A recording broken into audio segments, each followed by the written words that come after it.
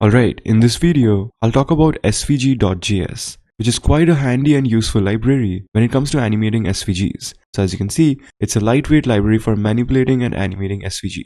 Now, SVGs are very useful because they are of high quality, they reduce the bundle size by quite a lot, their data size is less compared to images, at least most of the time, while retaining the best quality. So why choose SVG.js? SVG.js has no dependencies and aims to be as small as possible while providing close to complete coverage of the SVG spec. If you're not convinced yet, here are a few highlights.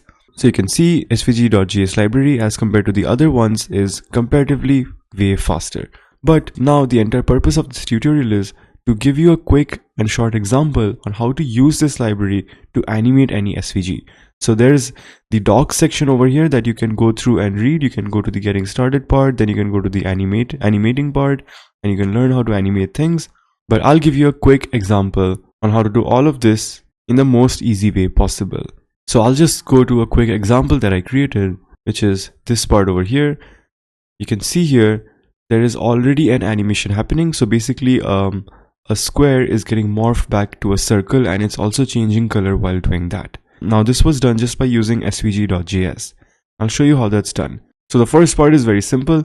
You just go ahead and put these script tags, which puts the SVG.js library in our application. So to do that, you can just go to SVG.js, go to installation over here. You can either do npm install SVG.js, or you can go to the cdnjs.com and grab their CDN scripts from there.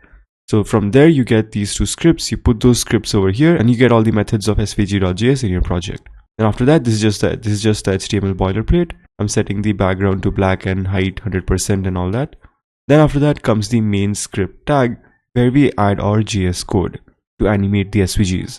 So I will just zoom in a bit.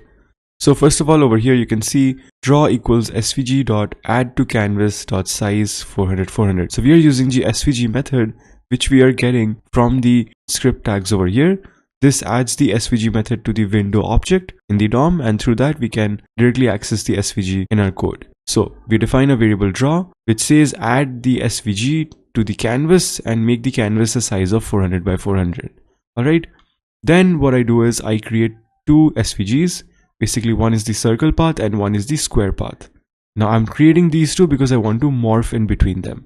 Now remember one thing, when you want to morph animations, basically when you want a square to change into a circle or a circle to change into a square, and in that case you should always use these types of SVGs because these types of SVGs are called path. You don't want to use the predefined circle or the predefined square. For example, if I go to this W3 Schools article over here, so you can see SVGs also have predefined SVGs like rect or like circle. If I click this, there's also circle. So if you want to morph shapes, you should not use circle SVG or the rectangle SVG or the square SVG directly. No, because the predefined SVGs such as this, they just give you these few attributes to change how the color looks, the width, height and all that. But we can't actually change their path elements. So if you see over here, there's another thing called SVG path. Now this is exactly what you need to do, what you need to use to morph animations. The path element is used to define a path. Paths are used to create simple or complex shapes combining several straight or curved lines. So when you use path, you get to actually use the underlying parts of how an SVG is created. For example, in SVG circle as well, behind the scenes this circle will be using a path, but we cannot access the elements of that path. We cannot manipulate it because it is already predefined. So that's why we need to create an SVG circle by using the SVG path.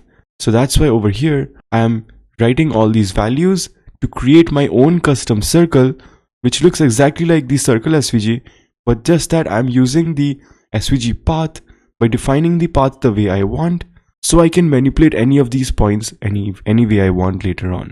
So that's why you need an SVG path and not a predefined SVG shape, because in the predefined SVG shape you don't get all these values. Those are built in and you can't change that.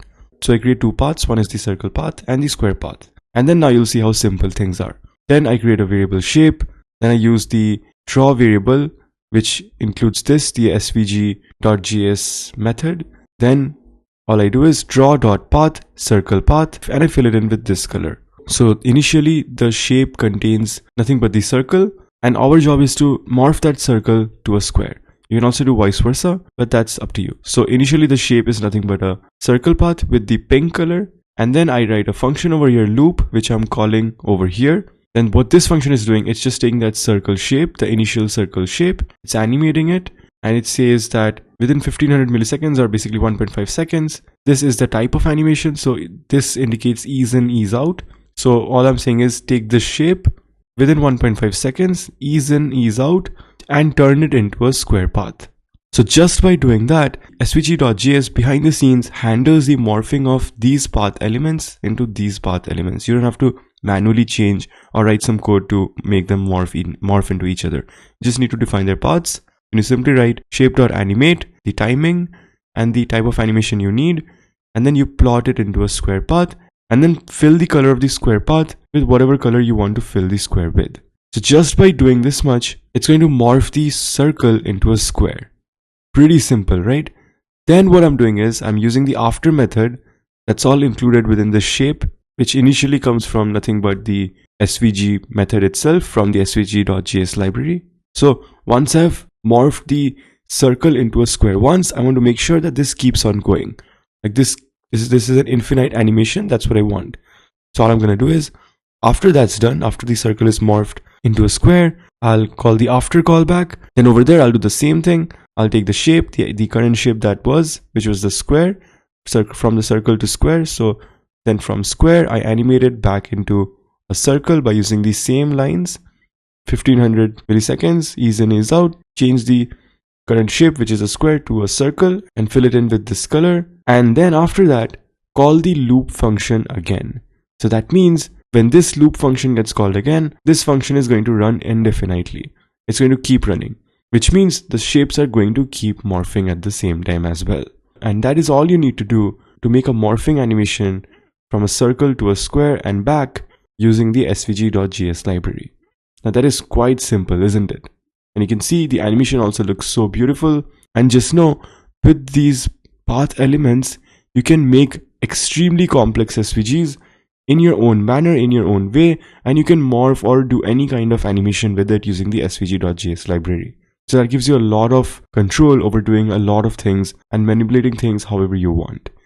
So this totally runs on basis of your own imagination. The better your imagination, the better your animations are going to look like. So yeah, go to svg.js library and make sure to give it a try, because I'm pretty sure this will come handy to you in a lot of scenarios. So with that, that's all for the video. If you found it insightful, drop a like and subscribe for more.